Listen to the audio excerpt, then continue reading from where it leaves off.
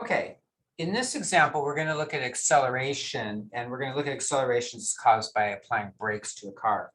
So a car whose brakes can produce an acceleration of -6 meters per second squared. Notice I put a little what's called a caret there. My iPad, I couldn't figure out how to do superscript, so I couldn't write it as s squared. So it's m divided by s squared is what that's saying, meters per second squared. It's traveling at 30 meters per second when its brakes are applied.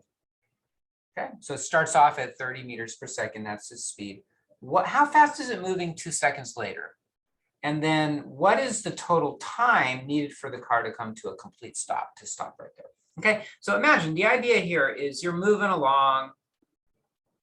There may be somewhere you see a stop sign, right?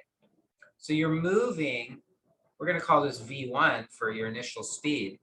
You're moving at 30 meters per second. That's pretty fast, actually. That's about 65 miles an hour. And then you suddenly want to stop. So what do? You slam on the brakes, right? You push brakes, you get some friction on the wheels, right? The brakes press on the wheels. That slows the rotation speed down and your car starts slowing down.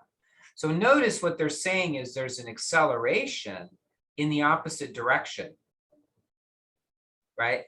The acceleration is -6 meters per second squared. That negative is not an error. It's actually negative because the direction of the acceleration is the opposite the direction of your motion. So it's -6. It's going to slow you down. We often refer to that as deceleration. Okay. So over time, you're going to go slower. You can actually say, like, after 1 second, you'll go down by 6 meters per second. You'll be down to 24 meters per second.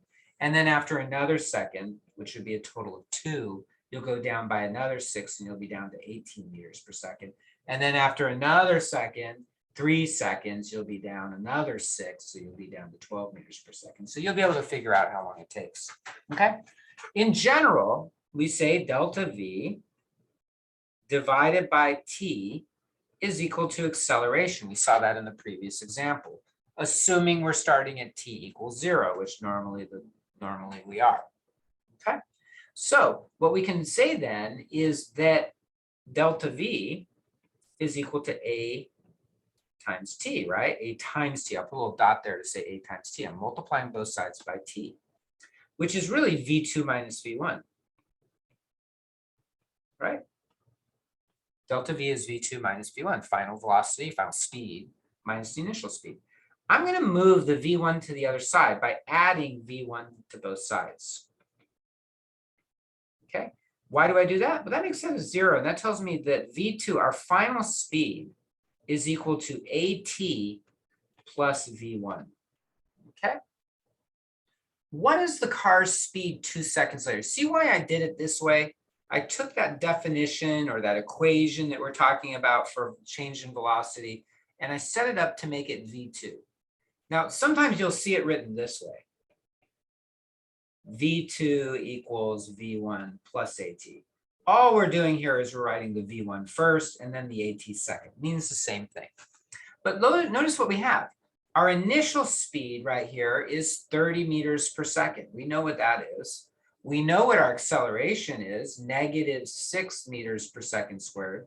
And they're telling us it's after 2 seconds. So our time elapsed is 2 seconds. So that form of the equation, or this one over here on the left, seems like a pretty reasonable one. But notice it just came from this, which is what we saw in the previous example, 2.4. Okay, so nothing new here. We're just sort of rearranging this equation a little bit to fit what we need.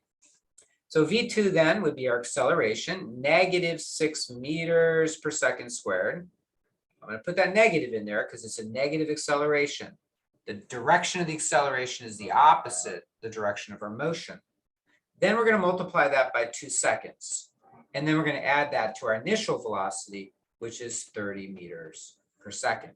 Okay? I'm using this one over here, this version. Either one will work though.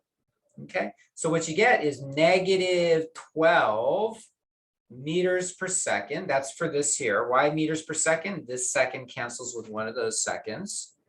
And then plus 30 meters per second.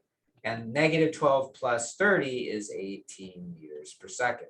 So after 2 seconds, you should be going 18 meters per second. So you're slowing down, right? you're slowing down, you know, you're going 65 miles an hour. Now you're going like 45 miles an hour, something like that. Okay. But now the second question is, what's the total time required for the car to come to a stop? So there, and really we should call that part B.